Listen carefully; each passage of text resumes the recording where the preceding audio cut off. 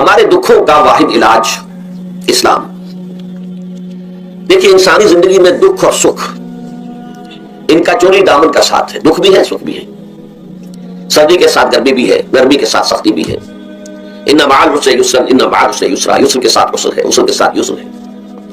لیکن انسان نفسیاتی طور پر متاثر جو ہوتا ہے زیادہ وہ تکلیف سے ہوتا ہے, دکھ سے ہوتا ہے. خوشی آتی ہے تو وہ ایسے گزر جاتی ہے, اس کا وقت کا بھی پتہ نہیں چلتا گزرتے ہوئے, بڑی تیزی کے ساتھ وقت گزر جاتا ہے. لیکن غم کا معاملہ ہو جائے تو ایک ایک لحظہ جو ہے وہ بڑا کٹھن ہو جاتا ہے, بڑی مشکل سے گزرتا ہے. تو انسان کے احساسات پر زیادہ جو اثر آتا ہے وہ دکھ کا آتا ہے.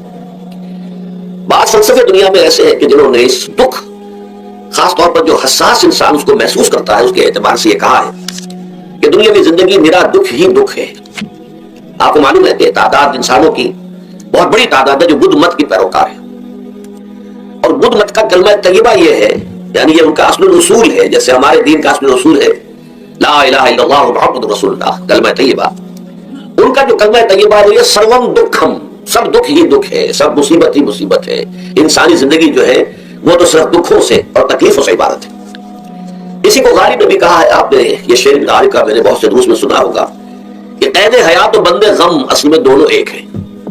یہ قید حیات ہے, ابھی آپ حدیث سن رہے تھے, دنیا سجن المومن, مومن کے لیے یہ دنیا کی زندگی جو ہے جیل خانہ ہے, یہ قید ہے, قید حیات. جیسے جیل میں آدمی اپنی مرضی سے نہیں جاتا, بھیجا جاتا ہے, اپنی مرضی سے نہیں نکلتا بلکہ نکالا جاتا ہے. اسی طرح لائی حیات آئے قضا لے چلی چلے, اپنی خوشی سے آئے نہ اپنی خوشی چلے. تو دنیا کی زندگی جو ہے وہ واقع ایک اعتبار سے قید خانہ ہے. قید حیات و بند غم اصل میں دونوں ایک ہیں. جب تک یہ زندگی رہے گی غم بھی لگا رہے گا, تکلیفیں لگی رہیں گی, مصائب آتے رہیں گے, انسان کو دکھوں کا سامنا رہے گا, واسطہ رہے گا. موت سے پہلے آدمی غم سے نجات پائے کیوں؟ ظاہر بات ہے جب تک زندگی ہے تو غم ہے, تو موت سے پہلے نجات نہیں مل سکتی. اگرچہ اس کے بعد کا اگلا مرحلہ جو ہے, جو حقیقت کو جاننے والے ہیں وہ تو جانتے ہیں کہ اس کے بعد تو غم کا اور بڑا کڑا مرحلہ آنے والا ہے. اب تو گھبرا کے یہ کہتے ہیں کہ مر جائیں گے, مر کے بھی چین نہ پایا تو کدھر جائیں گے. اگر اللہ ہمیں معاف فرمائے, اپنی رحمت اور مغفرت سے ہمیں ڈھانپ لے, جیسے کہ حضور نے فرمایا الا یتغمدنی ربی برحمتہ, حضور نے فرمایا کہ کوئی انسان بھی محض اپنے اعمال کی بنیاد پر جنت میں نہیں داخل ہو سکے گا جب تک کہ رحمت خداوندی دستگیری نہ کرے. کسی صحابی نے بڑی ہمت کی, بڑے جرأت کا معاملہ کیا, پوچھ لیا کیا حضور آپ بھی, ظاہر بات ہے آپ بھی انسان ہیں, آپ بھی بشر ہیں, قرآن مجید میں کہلوایا گیا ہے انما انا بشر مثلکم. تو اگر آپ کہتے ہیں کوئی انسان جنت میں داخل نہیں ہو سکے گا محض اپنے اعمال کی بنیاد پر جب تک کہ رحمت خداوندی دستگیری نہ کرے, تو کیا آپ بھی اس قاعدہ کلیہ میں شامل ہیں؟ آپ نے فرمایا ہاں میں بھی, الا یتغمدنی ربی برحمتہ, جب تک کہ میرا رب مجھے اپنی رحمت سے ڈھانپ نہیں لے گا میں بھی جنت میں داخل نہیں ہو سکوں گا. تو اس اعتبار سے اللہ تعالیٰ وہاں ہمیں بچا لے. لیکن جو وہاں نہیں بچایا گیا, اب ظاہر بات ہے کہ اس کے لیے جو مصیبت ہے وہ تو پھر دائمی ہے, ابدی ہے, دکھ ہی دکھ ہے. میں اس کی طرف زیادہ جانا نہیں چاہتا اس وقت. اصل میں میرا موضوع جو ہے وہ اس دنیا میں دکھوں کا علاج. اب اس اعتبار سے غور کیجیے, دکھ دو قسم کے ہیں. قرآن مجید پر جتنا میں نے غور کیا, دکھ ایک تو وہ ہے کہ جو ناگہانی طور پر آ جاتے ہیں, اس میں ہماری کسی غلطی کو دخل نہیں ہوتا. وہ کوئی آفت سماوی ہے, کوئی زلزلہ آ گیا ہے. ابھی آپ کو معلوم ہے فوج جو قصبہ تھا گجرات اسٹیٹ کا انڈیا کا پورا ختم ہو گیا, اس میں بہت سے مسلمان بھی تھے. جب کوئی آفت سماوی آتی ہے تو وہ ظاہر بات ہے کہ پھر سب لوگ اس کی لپیٹ میں آ جاتے ہیں. زلزلہ آ گیا, کوئی اور طوفان آ جائے, جیسا کہ کئی مرتبہ آپ نے اخبارات میں پڑھا ہوگا, انسان امریکہ میں بہت طوفان آئے, مشرقی ساحل پر بار بار طوفان آئے, وہاں بھی لوگ مرتے ہیں, وہاں بھی چھتیں اڑ جاتی ہے, وہاں بھی تباہی جو ہے آتی ہے. اس حوالے سے ایک تو ہے وہ ناگہانی آفات, آفت عرضی ہو یا آفت سماوی ہو, زلزلہ ہے یا آفت عرضی ہے, طوفان آ گیا ہے, کوئی سائیکلون آ گیا یا آفت سماوی ہے, یا کوئی آسمان سے بڑا سا پتھر آ جائے. آپ کبھی اخبارات میں پڑھتے ہوں گے کہ ایک بڑی چٹان پاس سے گزر گئی, بہت بڑی خلائی چٹان جو ہے زمین کے قریب سے ہو کر گزر گئی, زمین بچ گئی, ورنہ اگر وہ زمین سے ٹکرا جاتی تو نوالم کتنا بڑا یہاں پر تباہی کا معاملہ ہوتا. بڑے بڑے جو ہے شہاب گرتے رہے زمین کے اوپر, بڑی بڑی تباہی آتی رہی ماضی میں. تو ایک تو یہ ہے, اور ان میں بھی تقسیم کیجئے, یہ ناگہانی تکلیف, ناگہانی مصیبت, یا کوئی آفت سماوی یا آفت عرضی, اس کی بھی پھر دو قسمیں ہو گئی. ایک وہ کہ جو افراد کو متاثر کرتی ہے, انفرادی سڑک, آدمی سڑک پر جا رہا تھا, پیچھے سے آ کر کسی گاڑی نے ٹکر ماری, گر گیا, ٹانگ ٹوٹ گئی. اب ظاہر بات ہے کہ اس میں اس کا کوئی قصور نہیں, یہ اللہ تعالیٰ کی طرف سے بات آ گئی ہے. یا یہ کہ کوئی اگر اجتماعی سطح پر آیا, جیسا کہ زلزلہ ہے, یا جیسا کہ کوئی سائیکلون ہے, کوئی بڑا طوفان ہے, بہت بڑے فلڈز آ گئے ہیں. اس وقت بھی موزمبیق میں بہت بڑا فلڈ آیا ہوا ہے, ساؤتھ افریقہ میں, اور افریقہ میں پچھلے سال بھی بہت بڑا فلڈ آیا تھا, بڑی تباہی آئی تھی. تو یہ آفت سماوی یہ ظاہر بات ہے کہ اجتماعی سطح پر آتی ہے، بڑی بڑی مقدار میں تعداد میں لوگ متاثر ہوتے ہیں، لاکھوں لوگ بے گھر ہو جاتے ہیں، ہزاروں آدمی مارے جاتے ہیں۔ تو پہلی شکل جو ہے دکھ کی، جیسا کہ میں نے عرض کیا، وہ ناگہانی دکھ، کوئی آفت عرضی، کوئی آفت سماوی، خواہ وہ انفرادی ہو خواہ اجتماعی۔ اس کے ضمن میں کیا علاج ہے؟ ظاہر بات ہے کہ اس کا علاج یہ تو نہیں ہو سکتا کہ آپ اس کو ختم کر سکیں۔ انگریزی کا ایک محاورہ ہے، what cannot be cured must be endured۔ جو چیز جو ہے جس کا علاج نہیں ہو سکتا وہ تو برداشت کرنی پڑے گی۔ بعض بیماریاں بھی ایسی ہیں، ڈائبٹیز ہو گئی ہے، شوگر کا مرض ہو گیا، ڈاکٹر آپ کو بتائے گا کہ بھائی اب یہ مرض جائے گا نہیں، اب آپ کو اس مرض کے ساتھ ہی اپنے آپ کو ایڈجسٹ کر کے اپنی غذا وغیرہ اس کے مطابق طے کر لیجیے، ورنہ یہ کہ یہ نہ سمجھیے کہ یہ مرض چلا جائے گا۔ what cannot be cured must be endured۔ لہذا ان آفت سماوی ورزی، چاہے وہ انفرادی سطح پر متاثر کرتی ہو انسانوں کو اور چاہے اجتماعی سطح پر، اس کا تو علاج ایک ہی ہے۔ عربی میں بھی ایک محاورہ یہ ہے کہ کسی نے پوچھا تھا کہ بچھو کے کاٹے کا کیا علاج ہے؟ البکاء الی الصباح، رات کو اگر کاٹا ہے کسی بچھو نے تو روتے رہو صبح تک، یہ علاج ہے، اس کا اور کوئی علاج ہے ہی نہیں۔ تو جو چیز لا علاج ہے اسے برداشت کرنا، گویا کہ یہاں جو اصل شے ہوگی کہ دنیاوی آفات، عرضی و سماوی آفات، ناگہانی آفات، ناگہانی مصیبتیں، ان کے ضمن میں ہمیں ایسی شے کی ضرورت ہے جو ہمارے اندر برداشت پیدا کر دے، اس کو جھیلنا آسان بنا دے، ہم اس کی وجہ سے بجھ کر نہ رہ جائیں، ہماری ہمتیں جواب نہ دے جائیں، ہمارا ارادہ ختم نہ ہو جائے، ہمارا حوصلہ پست نہ ہو جائے، بلکہ برداشت ہو، جھیلنا ہو، تحمل ہو۔ ابھی بھٹو صاحب کہہ رہے تھے اللہ تعالیٰ ذرا سا متحمل ہے، میں نے کہا یہ بہت غلط بات کہہ رہے، اللہ بہت متحمل ہے۔ وہ ذرا سا تو یوں سمجھیے کہ ان کے کہنے کے انداز میں یہ بات آ گئی، ذرا سا رحیم بھی ہے، نہیں وہ بہت رحیم ہے، بہت متحمل ہے، بہت حلیم ہے۔ لیکن یہ کہ ہمیں یہ جو آفات سماویہ اور ورزیاں ہیں جو ہمارے اوپر آ جاتی ہیں اللہ کی طرف سے، ان کے ضمن میں ذہنی ایک ایٹیچیوڈ پیدا ہو جائے، سوچ کا ایک خاص رخ بن جائے، انسان کے احساسات ایک خاص طرز پر ڈھل جائیں، تو پھر ان کو برداشت کرنا آسان ہو جاتا ہے۔ اور وہ کیا ہے؟ وہ ہمارے ایمان کا لازمی تقاضا ہے۔ ایمان ہمیں یہ بتاتا ہے کہ کوئی مصیبت اس زمین میں آتی ہے نہ تمہاری جانوں پر آتی ہے بغیر اذن رب۔ جو کچھ آ رہا ہے اللہ تعالیٰ کے فیصلے سے آیا ہے، یہ کوئی اندھا بہرا مادہ نہیں ہے، یہ کوئی اندھا بھینسا نہیں ہے کہ اس نے آ کے آپ کو ٹکر مار دی ہے، نہیں، یہ تو سمیع و بصیر، علیم و خبیر اللہ اور حکیم اور قدیر اللہ کا فیصلہ ہے۔ لہذا یہ من جانب اللہ ہے، اس کو تم سمجھو یہ اللہ تعالیٰ کی طرف سے ہے۔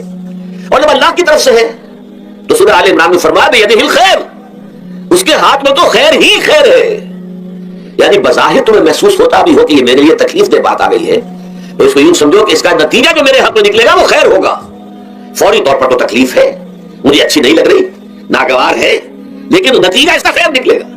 جیسے بچہ بیمار ہے، ماں اسے دوا پینے پر مجبور کر رہی، کڑوی دوا ہے، وہ تو سمجھتا ہے بڑا سوٹ ہو رہا ہے، یا آپ لے گئے اسے ڈاکٹر کے ٹیکا لگوایا ہے، وہ تو چیخ رہا ہے، رو رہا ہے، لیکن آپ کو معلوم ہے، کاش اسے بھی معلوم ہو جائے کہ میرے خیر کے لیے، میرے بھلے کے لیے، اگر اسے یہ معلوم اور محسوس ہو جائے تو اس کی تکلیف اس کے اندر بہت کمی آ جائے گی، وہ سہار لے گا اس کو، وہ برداشت کرے گا۔ اس حوالے سے اس کا جو ہمارے دین میں اس کا نام ہے، اس ذہنی کیفیت کا، ان احساسات کا، اسے اب کہتے ہیں تسلیم و رضا۔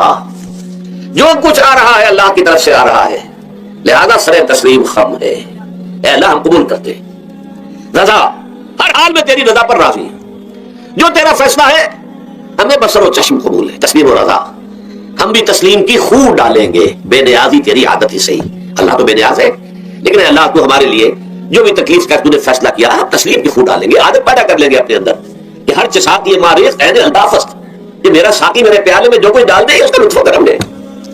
یہ مقام رضا ہے، یہ ایمان کا ایک ایسا تقاضا ہے کہ جس کو ہم کہیں گے ایمان کی حلاوت، ایمان کی مٹھاس۔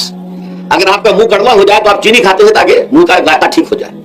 اگر تکالیف کی وجہ سے، دکھ کی وجہ سے آپ کے احساسات کے اندر کوئی خرابی پیدا ہو رہی ہے، یہ جو مقام رضا ہے یہ اس کے لیے قند ہے، یہ اس کے لیے چینی ہے، یہ اس کے لیے شہد ہے، یہ اس کی تلخی کو ضائع کر دینے والی شے ہے کہ اللہ تیری رضا پر راضی، راضی برضا رب۔ اب اس کے ضمن میں سمجھیے، یہ تو اصولی بات میں نے آپ کو بتا دی۔ اس کی تین کیفیات ہو سکتی ہیں کیوں اللہ کی طرف سے یہ چیزیں آتی ہیں۔ سب سے پہلی شے ہے، اب وہ جو آیات میں نے سنائی تھی وہ سن لیجیے پہلے ترجمہ۔ سورہ تغابن میں فرمایا ما صاب من مصیبت الا باذن اللہ، دیکھو کوئی مصیبت تم پر نہیں آ سکتی، نہیں آتی مگر اللہ کے اذن سے۔ ومن یؤمن باللہ، اور جو شخص اللہ پر ایمان رکھتا ہو یہد قلبہ، اللہ اس کے دل کو ہدایت دے دیتا ہے، اس کے دل کو سکون عطا کر دیتا ہے، وہ راضی برضائے رب ہو جاتا ہے، اس میں شکوہ نہیں رہتا، اس میں شکایت نہیں ہوتی، اس میں تلخی نہیں ہوتی، کیوں ہو گیا، کیسے ہو گیا، کیوں ہو گیا، نہیں ہونا چاہیے، نہیں۔ یہ سارا جو پیچ آدمی کھاتا رہتا ہے نا اندر ہی اندر، وہ جو پیچ کھا رہا ہے یہ سب پیچ نجات نہیں گئی. برو کشید سے پیچا کے ہستبود مرا، کہ اقدہا کے مقام رضا کشود مرا. یہ پیچ کھانا جو ہے پیچا کے ہستبود، اس سے اللہ تعالیٰ نے مجھے نجات دے دی ہے مقام رضا کے ذریعے سے. کتنے بڑے بڑے عقدے میرے حل ہو گئے اس مقام رضا سے. جو اقدہا کے مقام رضا کشود میرا، میرے تو بہت سے عقدے اس سے حل ہو گئے. اس حوالے سے ایک موٹی بات تو یہ ہو گئی، لیکن اب اس کو 3 حصوں میں تقسیم کیجئے. پہلی بات یہ کہ یہ اللہ کی طرف سے آزمائش کے طور پر آتے ہیں.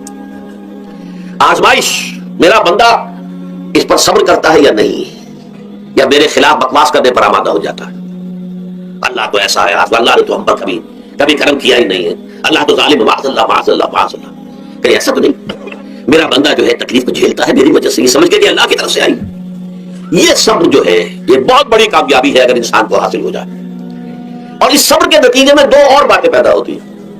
یہ مضامین علیحدہ دروس کے اندر آتے رہے، لیکن آج ایک نئے عنوان کے تحت جمع ہو کر آ رہے ہیں. پہلی بات یہ ہوتی ہے کہ امتحان کا نتیجہ کیا نکلتا ہے کہ آپ نے ایک امتحان پاس کیا تو آپ کے اگلے درجے میں ترقی ہو جاتی ہے.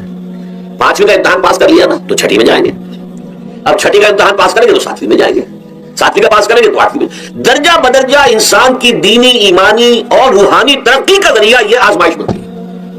جتنا اس میں صبر ہوگا، جتنا اس میں تسلیم و رضا جو ہے آپ حاصل کرتے جائیں گے تو آپ کے درجے بلند ہوتے چلے جائیں گے. آپ کا امتحان کڑے سے کڑا آئے گا، بڑے سے بڑا آئے گا، مشکل سے مشکل تر آئے گا. ایک وقت میں ایم اے کا امتحان بھی آپ کو دینا ہوگا. ایک وقت ہو سکتا ہے پی ایچ ڈی کے لیے تھیسس آپ لکھیں، پھر اس کے اوپر جو ہے ٹیم بیٹھی ہوئی اور آپ سے وہ بحث کرے، جرا کرے آپ سے، وہ بھی کرنا ہوگا. لیکن یہ کہ اگر پرائمری میں فیل ہو گئے تو اس کا سوال ہی پیدا نہیں ہوتا کہ کبھی آپ ایم اے کا یا پی ایچ ڈی کا تھیسس بھی لکھیں. اور اسی کو دوسرے انداز میں کہا گیا ہے قرآن مجید میں، وَلِيُبْلِيَ الْمُؤْمِنِينَ مِنْهُ بَلَاءً حَسَنًا. اصل میں ابلا کہتے ہیں، بلا یبلو جو ہے عربی زبان میں آتا ہے آزمانا. خلق الموت والحیات لیبلوکم ایکم احسن عملا. یہی معنی ابتلا کے، ابتلا یبتلی آزمانا.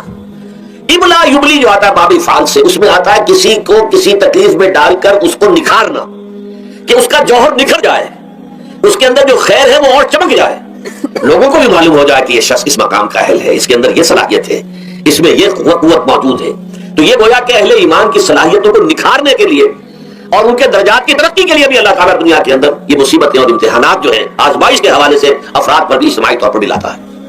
اور ایک اس کا اور بھی ہے، اہل ایمان پر اس طرح کے ابتلاء و آزمائش کی ایک نوعیت اور بھی ہے، اور وہ یہ ہے کہ جو بھی آپ سے غیر ارادی طور پر یا یہ کہ آپ نے کوئی گناہ ارادی طور پر بھی کر لیا، اللہ تعالیٰ اس کی سزا اسی دنیا میں دے کر آخرت کی سزا سے محفوظ کر دیتا ہے. گویا کہ اس سے بڑا خیر کیا ہوگا؟ یہاں کی سزا کیا ہے؟ جھیل لی آپ نے، بخار آ گیا، ٹانگ ٹوٹ گئی، چلیے 3 مہینے آپ بستر پر پڑے رہنا، اور کیا ہوا؟ کچھ نہیں. لیکن یہ کہ آخرت کی سزا ملتی بہت عظیم ہوتی. لہذا کفارہ بناتا ہے اللہ تعالیٰ گناہ، جو بھی گناہ ہو گئے ہیں، غلطیاں ہو گئی ہیں، ان کا کفارہ اللہ تعالیٰ بندہ مومن کے لیے. حضور کی ایک حدیث ہے، اس کا مطلب مجھے اس وقت یاد نہیں ہے. یہ مومن کا معاملہ عجیب ہے، اس سے کوئی تکلیف پہنچتی ہے صبر کرتا ہے، اس کے گناہوں کا کفارہ بن جاتا ہے، اور اگر کوئی خوبی ملتی ہے تو اللہ تعالیٰ کا شکر ادا کرتا ہے، اس کے درجات بلند ہو جاتے ہیں. تو یہ معاملہ جو ہے اللہ تعالیٰ کی طرف سے بندہ مومن کے حق میں خیر کہ در حقیقت اس کے ان گناہوں کی پاداش کہ جو اس نے یہاں کر لی ہے یہی دنیا میں دے کر دھو دیا جائے، پاک کر دیا جائے. جیسے آپ کو معلوم ہے دھوبی جو ہے کپڑے کو بھٹی میں چڑھاتا ہے، گرم پانی میں ڈالتا ہے کہ ڈالتا ہے تاکہ اس کا میل نکلے، اس کے آگے پٹکتا بھی ہے ذرا اس کو تاکہ وہ میل اچھی طرح چھٹ جائے اس سے. اسی طرح اگر دنیا میں ہمارے میل چھٹ جائیں، دنیا میں اگر ہمارے گناہ دھل جائیں تو یہ بڑے نفع کا سودا ہے، بڑے نفع کا سودا ہے، بڑے نفع کا سودا ہے. اس اعتبار سے آپ غور کیجئے کہ اگر یہ حقائق ہمارے سامنے رہے تو کیا کوئی تکلیف دنیا کی ہمیں بھاری محسوس ہوگی؟ ہمیں تو بتایا یہ گیا ہے کہ عسیٰ ان تکرہوا شیئا وہو خیر لکم وعسیٰ ان تحبوا شیئا وہو شر لکم واللہ یعلم وانتم لا تعلمون. ہو سکتا ہے کہ تم کسی چیز کو ناپسند کرو ذرا حالانکہ اسی میں تمہارے لیے خیر ہے، تمہیں نہیں پتا، اور ہو سکتا ہے تم کسی چیز کو پسند کرو ذرا حالانکہ اس میں تمہارا شر ہے لیکن تمہیں نہیں معلوم. اللہ یعلم وانتم لا تعلمون، اللہ جانتا ہے تم نہیں جانتے. اس حوالے سے سبردم بتوبہ خیشا تدانی حساب کم و بیشرا، اے اللہ، اس کو کہتے ہیں تفویض. یہ سورہ تغابن کے 10ویں تمام مضامین تفصیل سے آتے ہیں. یہ ایمان کے جو باطنی ثمرات ہیں اس میں سب سے پہلے مقام رضا ہے، پھر تفویض ہے، توکل ہے. آپ محنت کر رہے ہیں، محنت کر رہے ہیں، محنت کر رہے ہیں، نتیجہ نہیں نکلا. ایک نتیجہ یہ نکلے ایک بچے نے بہت محنت کی، دن رات کام کیا، فیل ہو گیا کام. اب صدمے سے کمر ٹوٹ سکتی ہے اس کی، لیکن نہیں، ہو سکتا ہے کہ اللہ تعالیٰ نے اسی میں میرے لیے خیر رکھی ہے. اس لیے کہ ہماری محنت سے کچھ نہیں ہوگا، ہمارے مادی وسائل سے کچھ نہیں ہوگا، ہوگا اللہ کے اذن سے، اللہ کی مرضی سے، اللہ کی مشیت سے. یہ ہمارے لیے خاص طور پر اس اعتبار سے بہت اہم نکتہ ہے. ہم سب راہ حق کے مسافر ہیں، اپنے اپنے بس پڑتے محنت کر رہے ہیں، وقت بھی صرف کر رہے ہیں، مال بھی صرف کر رہے ہیں، محنت کر رہے ہیں، مشقت کر رہے ہیں، لیکن فرض کیجئے جیسا کہ ہے، پھر واقع فرض کیا کیجئے، وہ تو واقع سامنے کی بات ہے، نتائج نکلتے نظر نہیں آ رہے، قدم نہیں بڑھ رہے، ہماری طرف لوگوں کا رجوع عام نہیں ہے، ٹھیک ہے، اس پر قدم بدل ہونے کی بات نہیں، یہ اللہ تعالیٰ کی مشیت میں ہوگا، جب وہ چاہے گا تب ہوگا، ہمارا کام یہ کہ اپنا فرض ادا کیے چلے جائیں بس، اور نتیجے سے بالکل ذہن کو اپنے منقطع کر لیں، ذہن کا کوئی تعلق آپ کے نتیجے کے ساتھ نہ رہے، یہ جب تک کیفیت ہماری نہیں ہوگی، ہم اصلاح پر استقامت اور مدام اس پر محنت اور جد و جہد کرنا جو ہے وہ ہمارے لیے ممکن نہیں رہے گا۔ اس کے لیے میں اگر آپ کے سامنے رکھوں معاملہ کہ حضور صلی اللہ علیہ وسلم کے جو پہلے 10 برس ہیں، جب سے آپ کو آغاز ہوا ہے وحی کا، اس کے بعد سے پہلے 10 برس دن رات کی محنت، شدید مشقت، یہاں تک کہ اللہ بھی روک رہا ہے نبی آپ اپنے آپ کو ہلاک کر لیں گے، لعلک باخع نفسک الا یکونوا مؤمنین، کیا آپ اپنے آپ کو صدمے میں ہلاک کر لیں گے؟ یہ مان نہیں لا رہے، اس قدر صدمہ، لیکن اس کے ساتھ یہ ہے کہ یہ نہیں ہے کہ نتیجہ نہیں نکل رہا تو کام چھوڑ کے بیٹھ جائے، نہیں، معاذ اللہ معاذ اللہ، نتیجہ نہ نکلے تو حضرت نوح علیہ السلام کی عمر بھی اگر حضور کی ہوتی 950 برس میں حضور دعوت دیتے تھے، آپ کا کام تھا، آپ کا فرض تھا، حضرت نوح علیہ السلام بھی تو آخر اللہ کے بندے تھے، اللہ کے رسول تھے، 950 برس تک دعوت دی، فلبث فیہم 1000 سنۃ الا 50 عاما، یہ تو ہم مانتے ہی نا، اگر قرآن کے اندر نص قطعی صریح الفاظ نہ ہوتے کہ 950 برس تک رہے، ورنہ یہ بات سمجھ سے باہر آتا رہے، عام طور پر معلوم ہوتا ہے کہ اس دور میں ابھی عمر زیادہ تھے لوگ۔ بہرحال جو میں نے عرض کیا تھا کہ دکھ جس سے انسان متاثر ہوتا ہے اس کی ایک قسم وہ ہے کہ جو ہمارے ارادہ اور اختیار سے باہر، اللہ کی مشیت سے، اللہ کے اذن سے، اللہ کی مرضی سے آتا ہے، اس کے لیے ہمارا کام صرف برداشت ہے، جو شے بھی ہمیں برداشت کی صلاحیت عطا کر دے وہی اس کا علاج ہے۔ جیسے آپ کو معلوم ہے کہ بخار بہت تیز چڑھا ہوا ہے، اس کی دوا نہیں ہے اسپرین یا کوئی اور پیراسیٹامول، بخار کی شدت کو کم کر دے گا، وہ کوئی علاج نہیں ہے۔ علاج تو ہوگا اگر معلوم ہوگی کون سی جراثیم ہے، کس کی وجہ سے ہے، اس کا صحیح اینٹی بایوٹک کون سا ہے، وہ علاج ہوگا، یہ علاج نہیں ہے، لیکن اس کی شدت کی کمی اور اس کے اندر جو احساس ہے جھیل جانے کا، وہ انسان کے لیے آسان ہو جاتا ہے۔ یہی مضمون آیا ہے سورہ حدید میں بھی، ما اصاب من مصیبت فی الارض ولا فی انفسکم، یہاں کھول دیا اس مضمون کو۔ میں نے عرض کیا تھا نا کہ یہ آفت سماوی بڑے پیمانے پر بھی ہو سکتی ہے، زمین میں یعنی زلزلہ آ گیا، فلڈ آ گیا، طوفان آ گیا، ولا فی انفسکم، خاص تمہاری جان میں، تمہیں بخار ہو گیا، تمہیں ٹی وی لگ گئی، تمہیں کوئی اور بیماری آ گئی، تمہیں کینسر ہو گیا، معاذ اللہ ہوتا ہے، آخر ہوتا ہے، دنیا میں انسانی زندگی کے ساتھ یہ ساری چیزیں لگی ہوئی ہیں، لیکن یہ چیزیں ما اصاب من مصیبت فی الارض ولا فی انفسکم، نہیں پڑتی تم پر کوئی پڑنے والی کوئی مصیبت، کوئی تکلیف، نہ پوری زمین میں بڑے پیمانے پر، نہ تمہاری جانوں میں انفرادی سطح پر، الا فی کتاب من قبل ان نبرأها، مگر یہ کہ وہ تو ایک کتاب میں، کتاب اللہ کے علم کی کتاب، ام الکتاب، اس میں پہلے سے درج موجود ہے، یہ الگ ٹپ نہیں ہو گیا، یہ اچانک نہیں ہو گیا۔ آپ اچانک سمجھتے ہیں کہ صاحب میں تو جا رہا تھا، اچانک ٹرک نے آ کے مجھے دھکا مار دیا، اچانک کوئی شے یہاں نہیں ہوتی، اس کائنات میں پتہ تک نہیں ہلتا جب تک اس نے رب نہ ہو، اچانک کا کیا سوال؟ تو در حقیقت جو ہوتا ہے وہ اللہ تعالیٰ کے علم میں پہلے سے ہے، علم میں کامل، ما کان وما یکون، جو کچھ ہوا جو کچھ ہوگا، مستقبل، ماضی، کل کا کل، آنے واحد میں اللہ کے علم میں موجود ہے، لہذا یہاں اچانک کچھ نہیں ہوتا، جو بھی آیا ہے اللہ کے علم سے آیا ہے، اور یہ پہلے سے اللہ کے علم کے اندر موجود تھا، لکھا ہوا تھا، الا فی کتاب من قبل ان نبرأها ان ذلک علی اللہ یسیر، یہ تمہیں تو مشکل نظر آئے گا لیکن اللہ پر بڑا آسان ہے، اللہ کا علم کامل، ما کانا ما یکون کو حاوی ہے، لکہ لا تاسوا علی ما فاتکم، تاکہ تم افسوس نہ کیا کرو ان چیزوں پر جو تم سے چھوٹ جائیں، جاتی رہے، چھن جائیں، کوئی موقع تھا ہاتھ سے نکل گیا، کوئی دولت تھی اس پر ڈاکہ پڑ گیا، کوئی اور مصیبت ہے وہ آ گئی، کوئی عزیز فوت ہو گیا، اکلوتا بیٹا تھا فوت ہو گیا، وغیرہ وغیرہ، ما فاتکم، فات سے ہی فوتیدگی ہے نا، جو شے بھی نکل جائے، چلی جائے، ہاتھ سے جاتی رہے، چاہے وہ کوئی آپ کا عزیز تھا جو فوت ہو گیا تو آپ کے ہاتھ سے نکل گیا، یا کوئی مال تھا جو آپ کے قبضے سے نکل گیا، ڈاکہ پڑ گیا، چوری ہو گئی، نقصان ہو گیا کاروبار میں بہت بڑا، اس پر افسوس نہ کیا کرو، اگر افسوس کرو گے تو اس کا مطلب کیا ہوگا کہ تمہیں اللہ پر اعتماد نہیں ہے، یا تم سمجھتے ہو کہ اللہ کے سوا بھی کوئی ہے تو یہ کام کر سکتا ہے، کائنات میں تو ایک ہی کی مرضی چلتی ہے، وہ ہے اللہ، لہذا اگرچہ وہ کسی کے ذریعے سے تکلیف آپ کو پہنچی ہے، کسی نے آپ کو پتھر مارا ہے، وہ پتھر ہو سکتا ہے آپ کو نہ لگتا، لگ گیا ہے تو اللہ کے فیصلے سے لگا ہے، اس کا باپ بھی نہیں پتھر مار سکتا آپ کو اگر اللہ کا اذن نہ ہو، لہذا آپ پتھر مارنے والے کو بھی مجرم سمجھیے، ٹھیک ہے، اس سے بھی قصاص لینے کا آپ کو حق ہے، لیکن یہ جان لیجئے کہ جو آیا ہے پتھر وہ اذن رب سے آیا ہے۔ اب ظاہر بات ہے کہ اگر یہ کیفیت ہوگی تو غصہ اتنا نہیں ہوگا اس شخص پر کہ جس نے یہ کام کیا ہے، بلکہ ہو سکتا ہے آدمی مسکرا کے رہ جائے، جیسے کہ وہ میں واقعہ سناتا رہا ہوں اپنے دروس میں کہ ایک درویش مول صاحب بھی جا رہا تھا، جو رب کرے سو ہو، جو رب کرے سو ہو، جو رب کرے سو ہو، کسی شخص نے پتھر اٹھا کر دے مارا، اس کے سر پہ لگ گیا کہ اس نے پیچھے پلٹ کر دیکھا کس نے مارا ہے. اس نے مجھے کیا دیکھتے ہو، جو رب کرے سو ہوا، یہ تو رب کے بارے سے. اس نے کہا مجھے تو یہ پتھر رب کے مارے ہی لگا ہے، لیکن میں دیکھ یہ رہا تھا بیچ میں کس کا منہ کالا ہو گیا. اپنے لیے کس نے ایک گناہ کما لیا، اپنے لیے کس نے ایک مصیبت جو ہے وہ مول لے لی، وہ بیچ میں تم آ گئے ہو. پتھر اللہ کی طرف سے آیا ہے، لیکن اس کا عذاب، اس کا وبال تم پر آ جائے گا. بہرحال یہ تو میں نے عرض کیا آپ کے سامنے، وہ چیزیں کہ جو آ جاتی ہے، وہ تکالیف و مسائل جو اللہ کی طرف سے من جانب اللہ ہے، اس میں آپ کسی کو مورد الزام نہیں ٹھہرا سکتے، وہ آپ پر آ گیا. دوسری تکلیفیں وہ ہے جن کے لیے فارسی میں کہتے ہیں خود کردہ، اپنے ہاتھوں جو مصیبتیں آتی ہیں. اس کے لیے میں نے آپ کو سورہ شورى کی آیت سنائی ہے، ما اصابکم من مصیبت فبما کسبت ایدیکم ویعفو عن کثیر. جو مصیبت بھی تم پر آتی ہے انسانوں، وہ تمہارے اپنے ہاتھوں کے کرتوتوں کی وجہ سے آتی ہے. اور ابھی تو اللہ بہت سی چیزوں کو تو معاف بھی کرتا رہتا ہے، ہر تمہاری غلطی پر پکڑتا نہیں ہے، ہر خطا کے اوپر تمہیں سزا نہیں دیتا ہے، کوئی سزائیں معاف بھی کرتا رہتا ہے، عفو و تغفیر سے بھی کام لیتا ہے، بہت متحمل اور حلیم بھی ہے، بہت رحیم اور غفور بھی ہے اور کریم بھی ہے. لیکن یہ کہ یہ جان لو کہ ایک مصیبت وہ ہے جو تمہاری اپنی پیدا کرتے ہیں، بما کسبت ایدیکم، تمہارے اپنے ہاتھوں کی کمائی. یہ کون سی خود کردہ؟ یہ در حقیقت ہے اجتماعی نظام جو انسان بناتا ہے. اس اجتماعی نظام کو غلط کر کے اگر اس نے اپنے لیے مصیبتیں کھڑی کر لی ہے، مصیبت ہے لیکن یہ مصیبت تمہارے اپنے ہاتھوں کی لائی ہوئی ہے. تم نے نظام غلط بنایا ہوا ہے، تم نے دولت کی تقسیم غلط کی ہوئی ہے. اللہ نے تو رزق پیدا کر دیا اور سب کے لیے کافی ہے. یہ تم نے کیا ہے کہ ایک طرف کچھ لوگوں کے کھتے بھرے ہوئے ہیں اور ایک طرف کوئی فاقے سے مر رہا ہے.